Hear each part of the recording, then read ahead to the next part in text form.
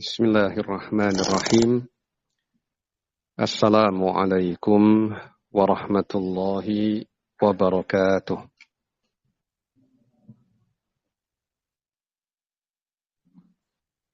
Innal hamdalillah nahmaduhu wa nasta'inuhu wa nastaghfiruh wa na'udzu billahi min shururi anfusina wa min sayyiati a'malina.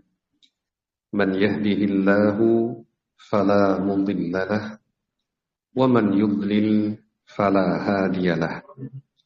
Wa ashhadu an la ilaha illallah wahdahu la syarika lahu wa ashhadu anna Muhammadan abduhu wa rasuluh. Allahumma salli ala nabiyyina Muhammadin wa ala alihi wa sahbihi wa man tabi'ahum bi ihsan ila yaumiddin. Qala Allah Ta'ala fi kitabihil karim, ya ayyuhalladzina amanu taqullaha haqqa tuqatih wa la tamutunna illa wa antum muslimun.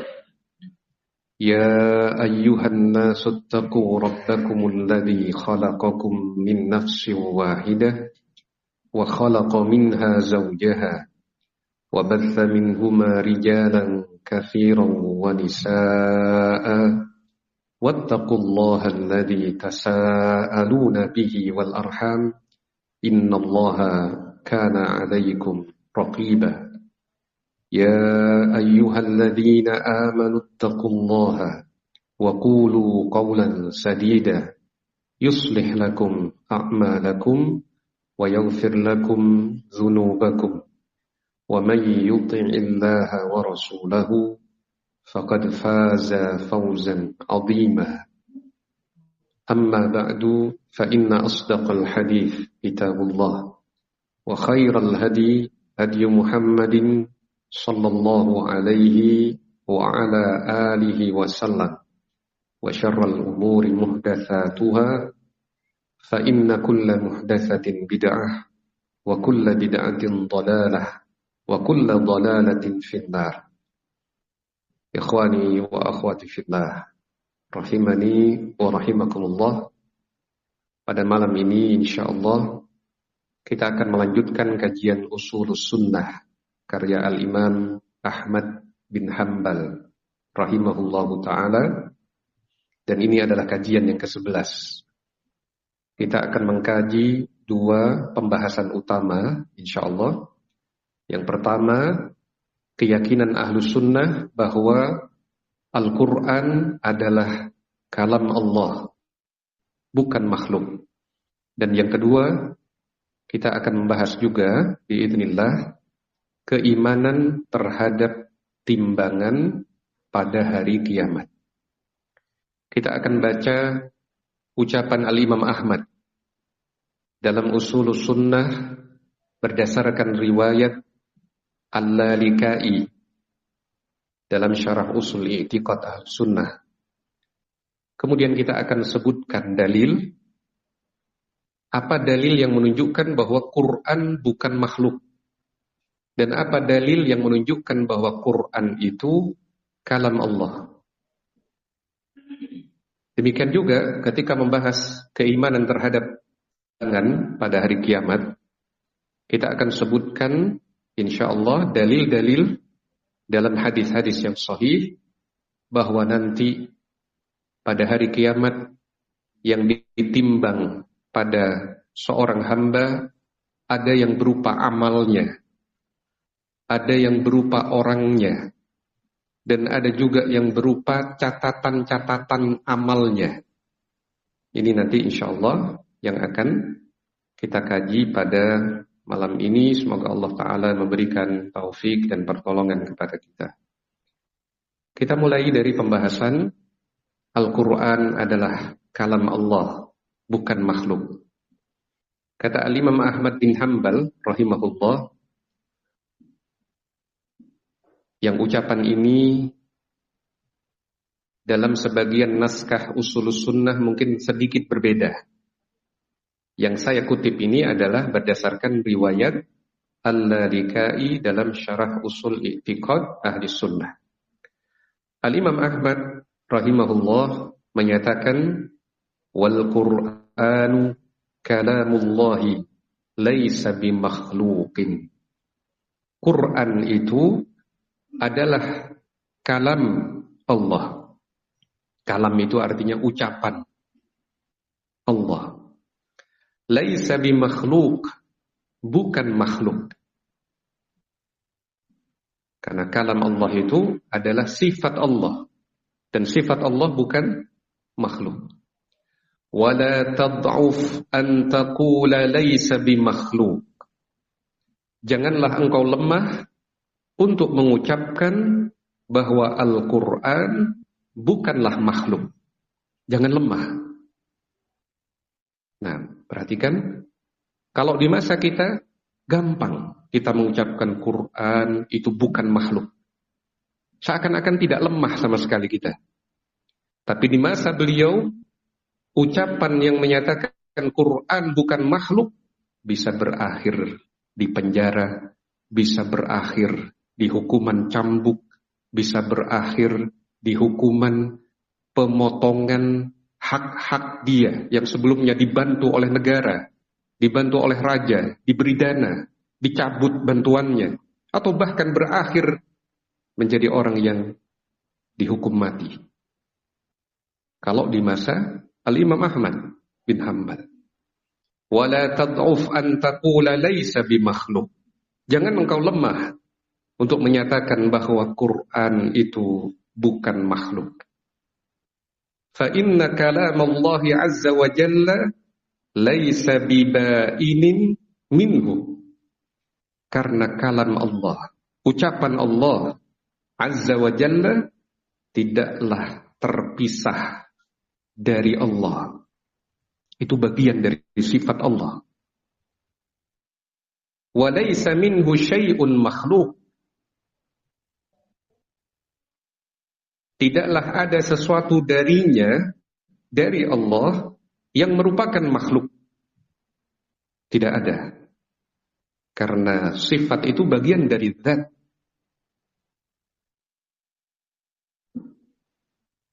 Yu'minu bihi wa la yunadhiru fihi ahadan.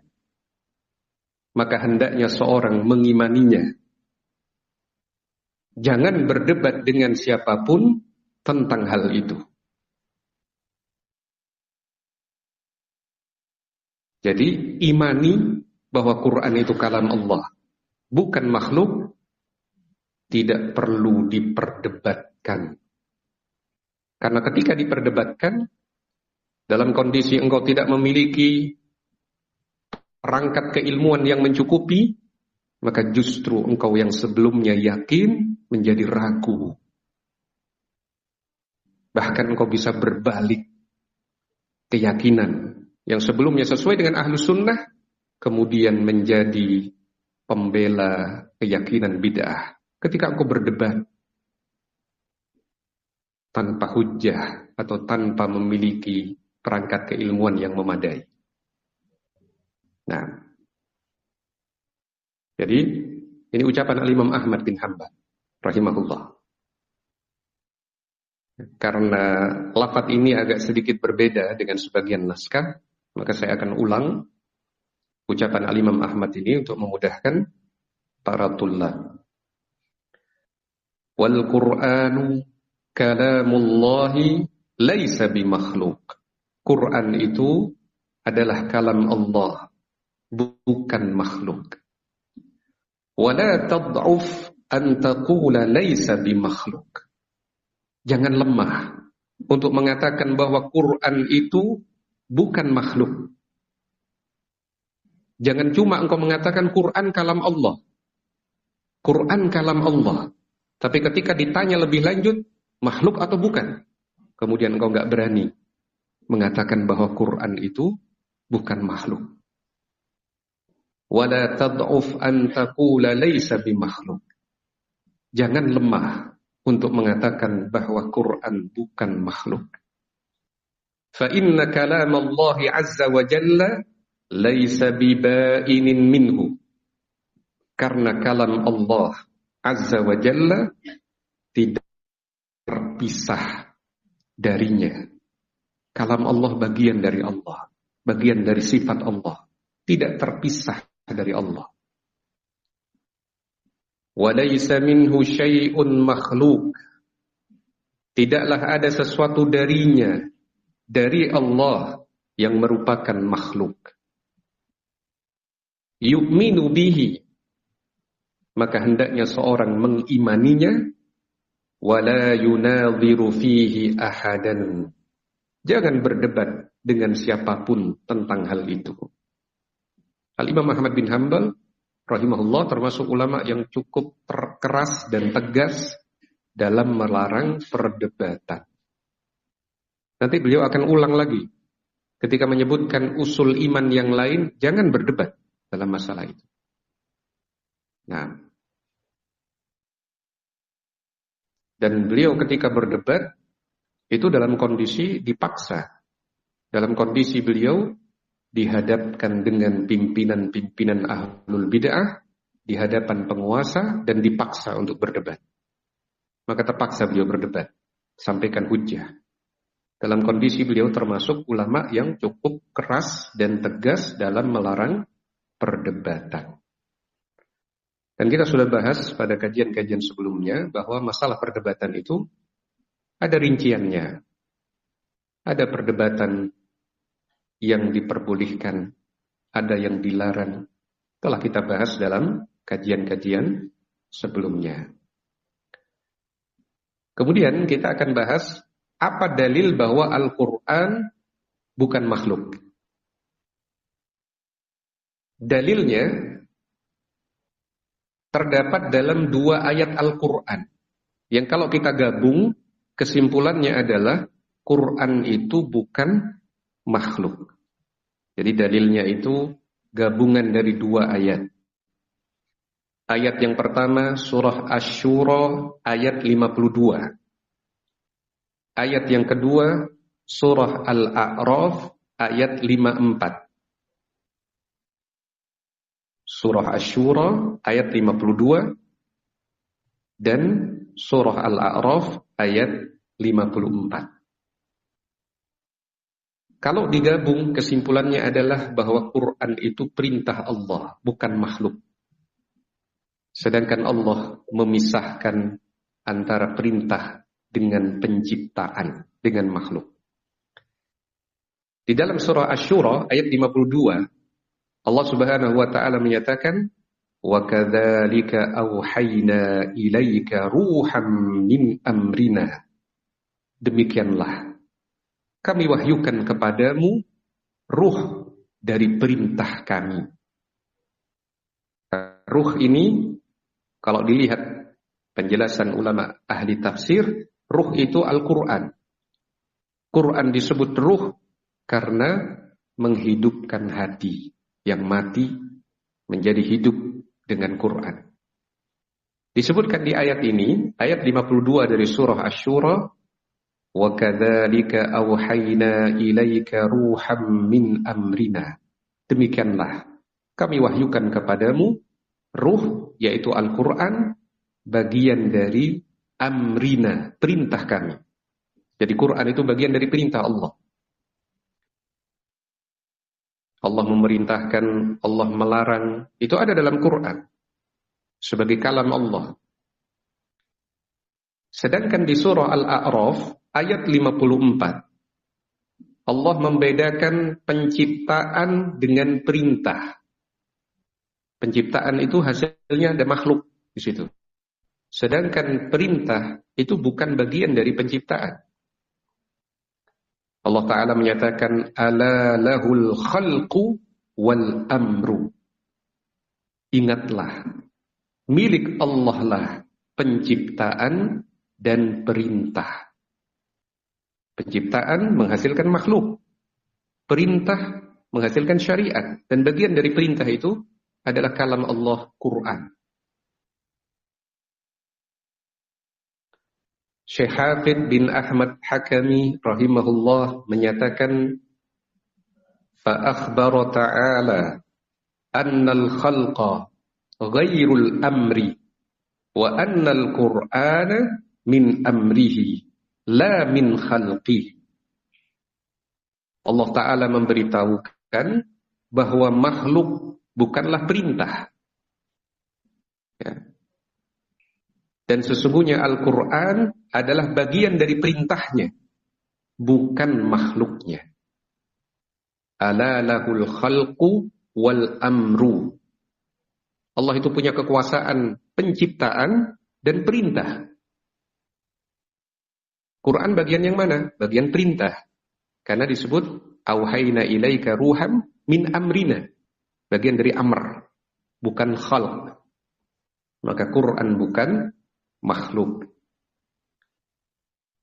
Ucapan Syekh Hafidh bin Ahmad Hakami rahimahullah ini dijelaskan di dalam Ma'arijul Qabul bi Syarh Sulamil Wusul. Nah, itu dalil bahwa Quran bukan makhluk. Kalau mau dicatat ringkas, dalil bahwa Quran bukan makhluk pada dua ayat. Ayat pertama, surah Asy-Syura ayat 52. Ayat kedua, surah Al-A'raf ayat 54. Itu sudah merupakan catatan yang berfaedah.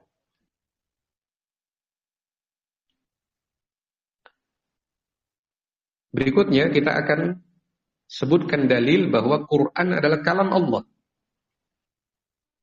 Kita akan sebutkan satu ayat dan satu hadis yang menunjukkan dalil bahwa Quran adalah kalam Allah.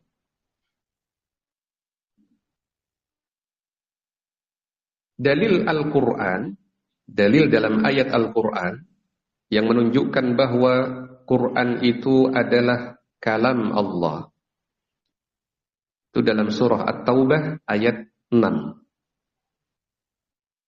Wa in ahadun minal musyrikin istajaraka fa'ajirhu hatta yasma'a kalam Allah. حتى يسمع كلام الله ثم أبلغه مأمنه ذلك بأنهم قوم لا يعلمون وإن أحد من المشركين apabila seorang dari kaum musyrikin istajaraka minta perlindungan kepadamu wahai Muhammad sallallahu alaihi wasallam fa'ajirhu maka berikan perlindungan hatta yasma'a kalam Allah hingga dia mendengar kalam Allah. Quran dibacakan. Thumma ablighu ma'manah. Kemudian antarkan dia ke tempat aman baginya. Dzalika bi annahum qaumul la ya'lamun. Demikian itu karena sesungguhnya mereka adalah kaum yang tidak mengetahui. Ini Quran surah At-Taubah ayat 6. Jadi kalau ada orang musyrik mau ke tempat negeri muslim, dia ada keperluan berdagang atau sebagai utusan dari tempat lain atau mau berkunjung ke saudaranya di situ, dia minta jaminan keamanan. Saya akan masuk ke wilayah Anda. Tolong jamin keamanan saya. Maka kaum muslimin adalah kaum yang adil. Kaum yang tidak berkhianat. Oh iya, kalau Anda minta keamanan, silakan. Silakan masuk dengan aman. Kami jamin keamanan Anda. Kalau sudah mereka masuk ke tempat itu, berikan peluang dan kesempatan mereka mendengar kalam Allah dibacakan. Mendengar ayat-ayat Allah dibacakan. Mendengar kaum muslimin ketika sholat dilantunkan ayat-ayat Al-Quran. Biarkan mereka mendengar kalam Allah. Setelah itu ada dua kemungkinan. Mungkin hatinya tersentuh sehingga masuk Islam. Itulah yang diharapkan. Tapi karena hidayah di tangan Allah, tidak setiap orang yang mendengar bacaan Quran akan masuk Islam. Akan tersentuh hatinya. Maka kemungkinan kedua, dia tetap dalam kekafiran. Sudah dengar ayat dibacakan, tapi tetap saja tidak mau beriman. Kalau demikian, dia tidak mau beriman juga, biarkan. Antarkan setelah itu dia ke tempat aman. Pulangkan dia ke tempat yang aman. Tsumma ablighu ma'manah. Kembalikan dia ke tempat amannya. Urusan nanti ketika terjadi pertempuran jihad fisabilillah dan dia di barisan kaum musyrikin, ya namanya pertempuran. Kalau dia terbunuh, ya dia layak terbunuh karena berada di kaum musyrikin. Tapi saat dia datang minta keamanan, kasih jaminan keamanan. Jangan kemudian dimanfaatkan, oh mumpung ada orang kafir masuk ke sini, kita kasih pilihan mau masuk Islam atau tidak. Golok diletakkan di leher, pilihannya dua. Kamu mau selamat atau tidak? Ini mumpung di tempat kita ini. Nah, tidak demikian. Fa'ajirhu hatta yasma'a kalam Allah. Berikan dia perlindungan sampai dia punya kesempatan mendengar kalam Allah dibacakan. Itu Al-Quran dibacakan, yang disebut kalam Allah. Kemudian setelah itu kalau dia ternyata tetap dalam kekafiran dan sudah selesai urusannya, kembalikan dia ke tempat amannya, pulangkan dia. Nah, dzalika bi annahum qaumul la ya'lamun. Yang demikian karena mereka adalah kaum yang tidak mengetahui. Ini Quran surah At-Taubah ayat 6. Maka di situ disebut hatta yasma'a kalam Allah, hingga mereka mendengar kalam Allah. Itu artinya hingga mereka mendengar ayat-ayat Al-Quran dibacakan, menunjukkan bahwa Quran itu adalah kalam Allah. Kemudian dalil yang menunjukkan bahwa Quran adalah kalam Allah, hadis dari sahabat Jabir bin Abdullah. An Jabir bin Abdullah qala, dari Jabir bin Abdullah. Semoga Allah meridai keduanya, meridai Jabir dan ayahnya Abdullah yang sama-sama sahabat Nabi. Sehingga kita membaca radhiyallahu anhuma. Qala kana Rasulullah sallallahu alaihi wasallam ya'ridu nafsahu 'alan nas fil mauqif. Ini kisah ketika Nabi belum berhijrah. Ketika Nabi masih mencari-cari arah, saya ini nanti hijrah kemana ya? Supaya saya lebih tenang menyampaikan firman Allah. Ini peristiwanya sebelum Nabi berhijrah.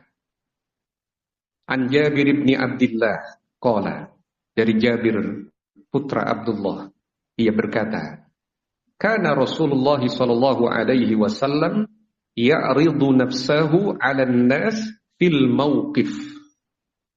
Dahulu Rasulullah sallallahu alaihi wasallam menawarkan diri beliau pada kerumunan manusia di tempat-tempat keramaian.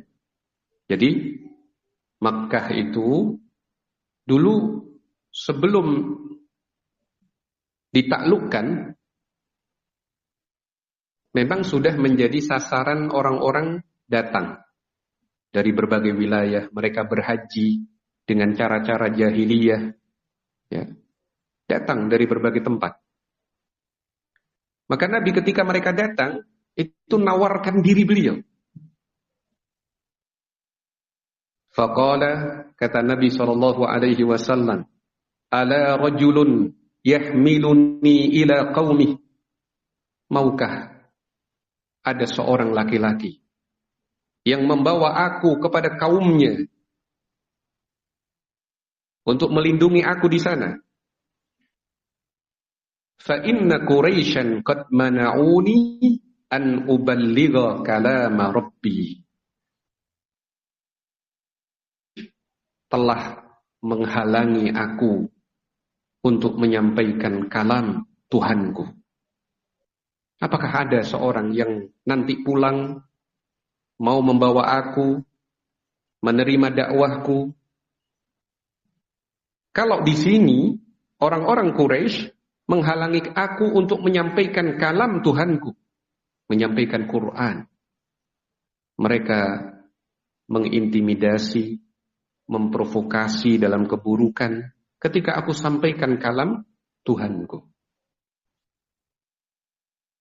Ini hadis riwayat Abu Dawud dan lainnya, disahihkan oleh Al-Hakim, Al-Zahabi dan Syekh Al-Albani.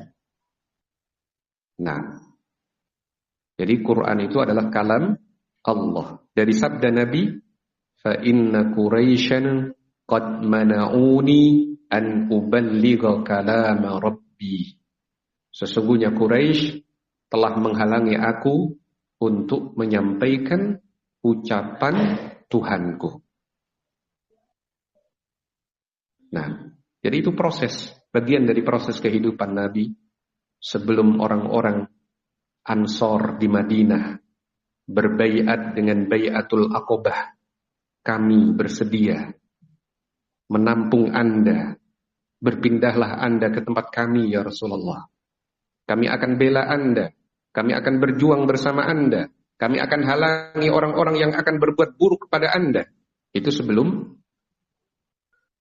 orang-orang Ansor berbaiat kepada Nabi. Ada proses di situ. Nabi nawarkan dirinya ditolak, nawarkan dirinya ditolak. Nah,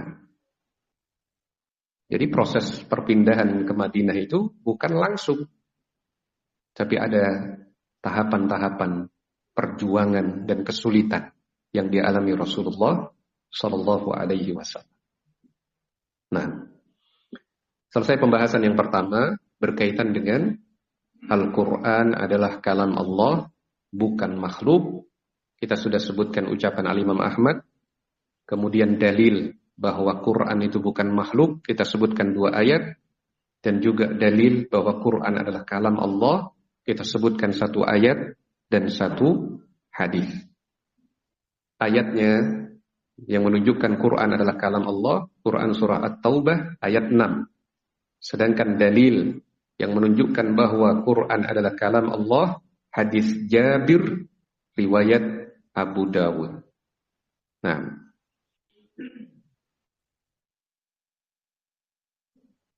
berikutnya kita akan bahas keimanan terhadap penimbangan amal pada hari kiamat.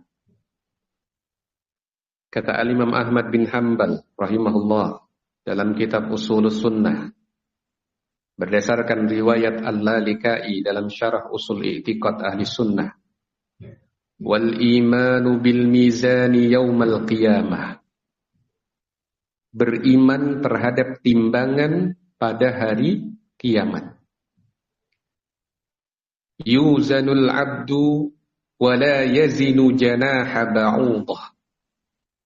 Seorang hamba ditimbang dan tidaklah bobotnya, bobot kebaikannya, seberat sayap seekor nyamuk. Ada orang yang ditimbang amalnya, padahal badannya gemuk, ya. Tapi ternyata karena itu timbangan amal kebaikan, bobot amal kebaikannya, dengan sayap seekor nyamuk saja kalah berat, lebih ringan. Yuzanu a'malul ibad kama ja'at bihil athar. Ditimbang amalan-amalan para hamba sebagaimana disebutkan dalam athar-athar yang sahih. Al-imanu bihi wat tasdiqu wal i'radu an man radda dzalika wa taraka mujadalatahu. Wajib beriman dan membenarkannya, wajib beriman akan ada timbangan amal pada hari kiamat, wajib membenarkan, jangan didustakan. Wal i'rad amman radda dzalik, berpaling dari orang yang menolak hal itu. Wa taraka mujadalatahu, serta meninggalkan perdebatan dengan mereka. Yang penting kita beriman, membenarkan. Kalau sudah ditegakkan hujjah, mereka masih menentang, jangan berdebat sudah. Nah, Ini pernyataan dari Al-Imam Ahmad dalam Ushulus Sunnah.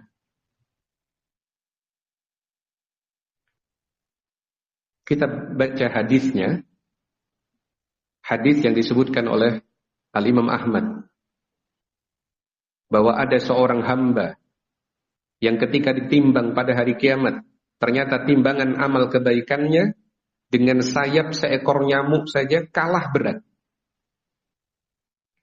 An Abi Hurairah radhiyallahu anhu an Rasulillah sallallahu alaihi wasallam qala, dari Abu Hurairah, semoga Allah meridainya, dari Rasulullah sallallahu alaihi wasallam, beliau bersabda, innahu la ya'ti ar-rajulul 'azimus saminu yaumal qiyamah.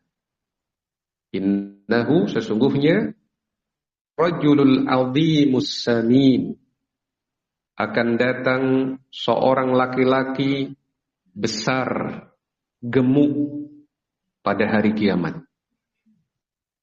La yazinu 'indallahi janaha ba'udah. Namun timbangan kebaikannya di sisi Allah tidak bisa menyamai bobot sayap seekor nyamuk.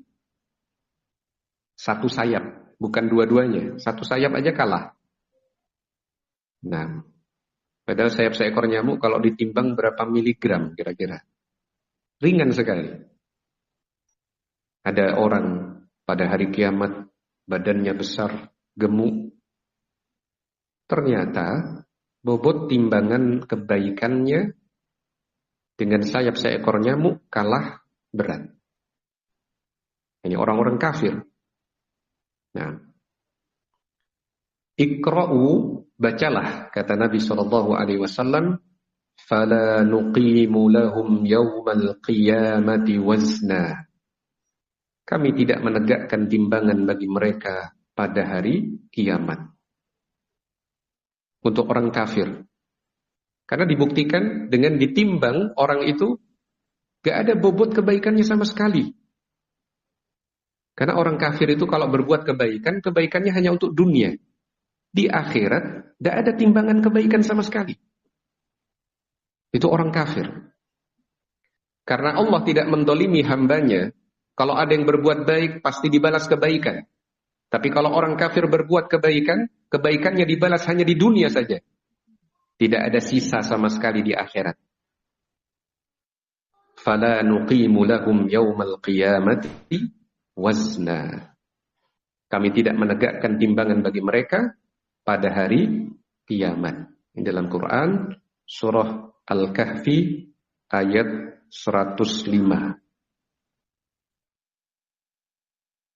Hadis Abu Hurairah ini diriwayatkan oleh Al-Bukhari dan Muslim, lafadznya sesuai riwayat Muslim. Nah, jadi kalau mau dicatat secara ringkas, ada orang yang datang pada hari kiamat berbadan besar dan gemuk, tapi ternyata bobot kebaikannya kalah dengan sayap seekor nyamuk. Hadis Abu Hurairah, riwayat Al-Bukhari dan Muslim. Nah, tersisa 2 slide tadi. Ya. Kita akan kemukakan dalil terhadap pernyataan Al-Imam Ahmad yang beliau sebutkan, yuzanu a'malul ibad. Ditimbang juga amalan-amalan para hamba. Jadi ada amalan yang ditimbang. Kalau tadi orangnya ditimbang. Ada hadis yang menyebutkan amalannya itu ditimbang. Amalan itu seperti bacaan zikir subhanallah, subhanallahi wa bihamdi, subhanallahil azim. Itu ditimbang. Bobotnya berat. Bacaan subhanallah walhamdulillah itu memenuhi timbangan. Demikian juga akhlak yang mulia. Akhlak yang mulia itu ketika ditimbang begitu berat timbangannya, pada hari kiamat. Kita akan baca dalilnya. Hadis riwayat Al-Bukhari dan Muslim dari Abu Hurairah. Dan ini dalam Sahih Al-Bukhari adalah hadis terakhir. Hadis terakhir di dalam Sahih Al-Bukhari. Kalau kita baca Sahih Al-Bukhari, hadis terakhir dalam Sahih Al-Bukhari adalah hadis ini. Kalimatani habibatani ilar rahman, khafifatani 'alal lisan, thaqilatani fil mizan, subhanallahi wa bihamdihi, subhanallahil azim.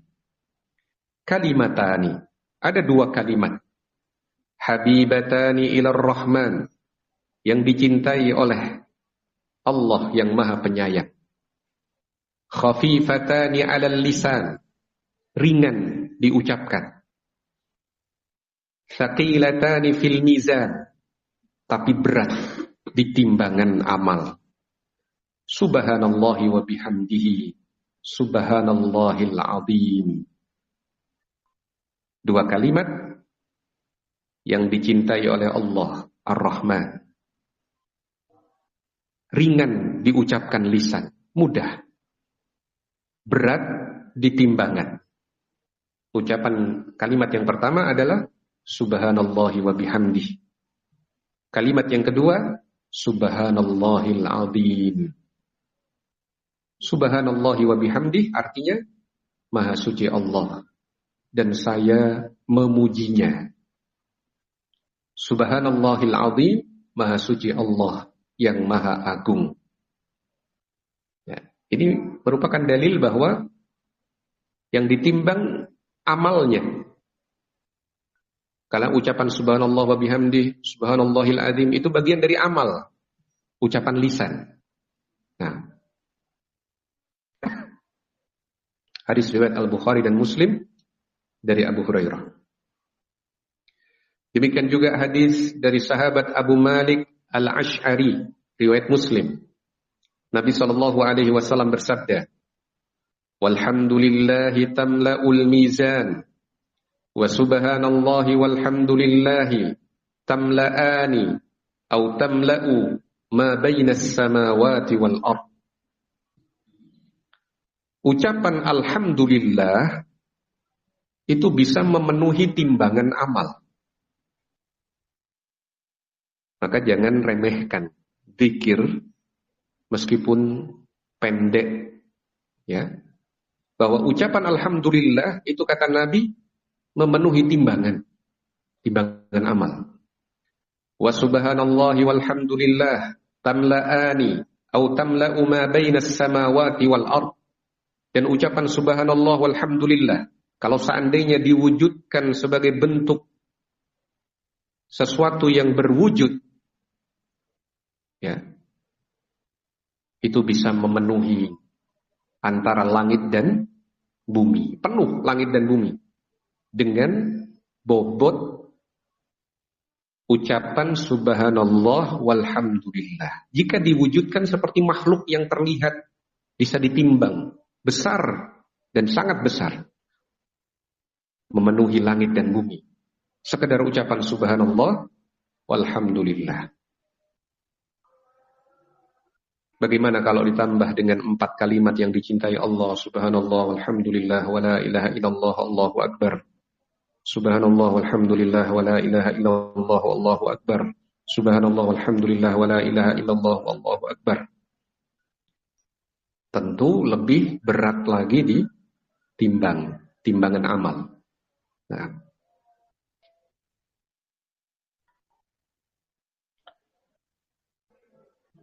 kemudian hadis dari sahabat Abu Darda, riwayat At-Tirmidzi, tentang akhlak yang mulia itu berat di timbangan. Kita bermuka cerah, kita menolong saudara kita berucap ucapan yang menyenangkan, kita menghibur mereka yang bersedih, kita menguatkan dan memberikan dorongan kebaikan kepada yang lemah semangatnya. Berakhlak mulia dengan ucapan maupun perbuatan. Itu berat di timbangan amal. Nabi SAW bersabda, "Ma min syai'in yudha'u fil mizan athqalu min husnil khuluq wa inna sahiba husnil khuluqi la yablughu bihi darajata sahibis shaumi was shalah." Tidaklah ada sesuatu yang diletakkan di timbangan amal lebih berat dibandingkan akhlak yang mulia. Sesungguhnya pemilik akhlak mulia benar-benar akan mencapai derajat orang-orang yang banyak puasa dan banyak sholat sunnah. Tidak ada sesuatu yang diletakkan di timbangan amal lebih berat dibandingkan akhlak mulia. Sesungguhnya pemilik akhlak mulia benar-benar akan mencapai derajat orang-orang yang banyak puasa dan banyak sholat sunnah. Hadis riwayat At-Tirmidzi dari Abu Darda. Nah,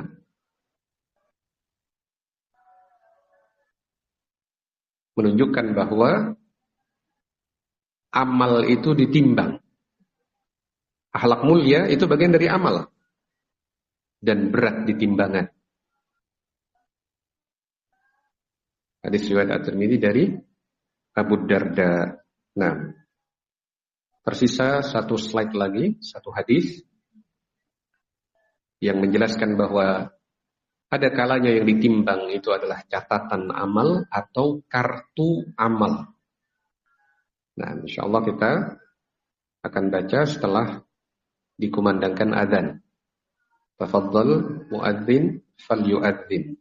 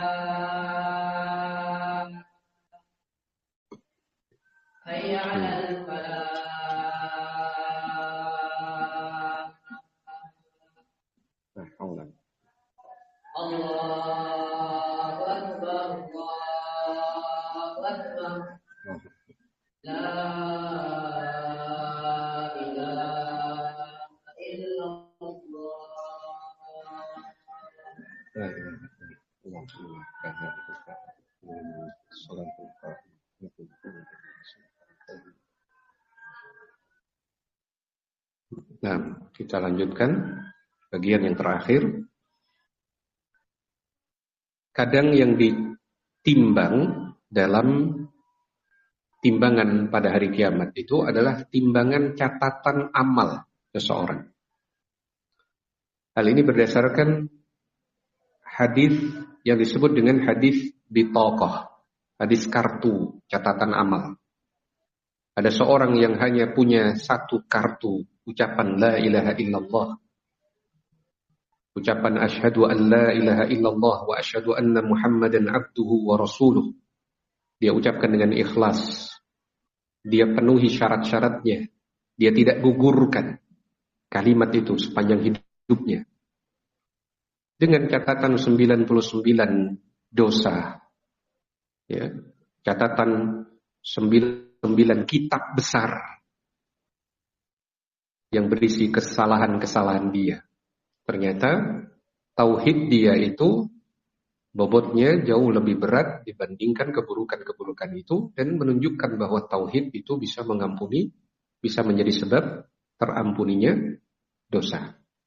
Kita baca hadisnya, innallaha sayukhallisu rajulan min ummati ala ru'usil khalaiqi yaumal qiyamah.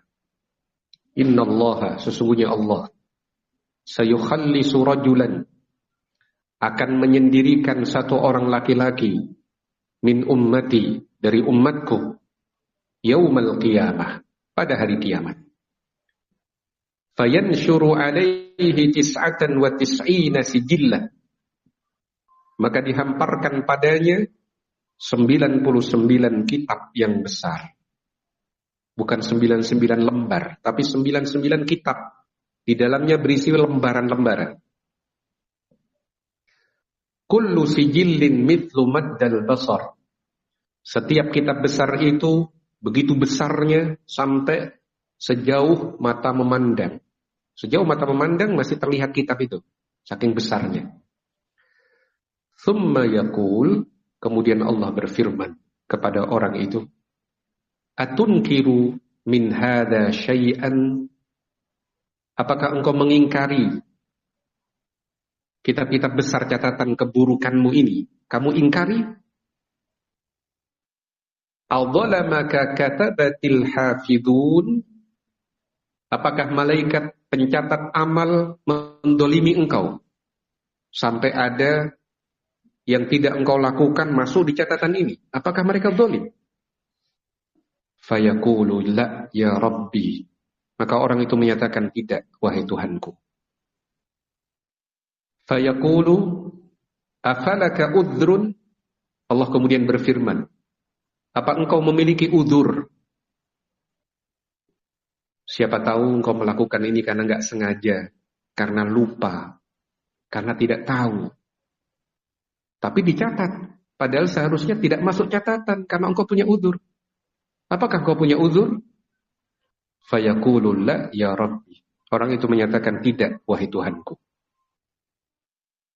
Fayaqulu bala innalaka indana hasanah, kata Allah, bahkan engkau memiliki satu kebaikan di sisi kami. Ada kebaikanmu, ada catatan kebaikanmu yang ada di sisi kami. Fa innahu la dzulma 'alaikal yaum, sesungguhnya pada hari ini engkau tidak akan dizalimi. Fatakhruju bitaqah fiha, kemudian dikeluarkan satu kartu. Bitaqah, satu kartu kecil.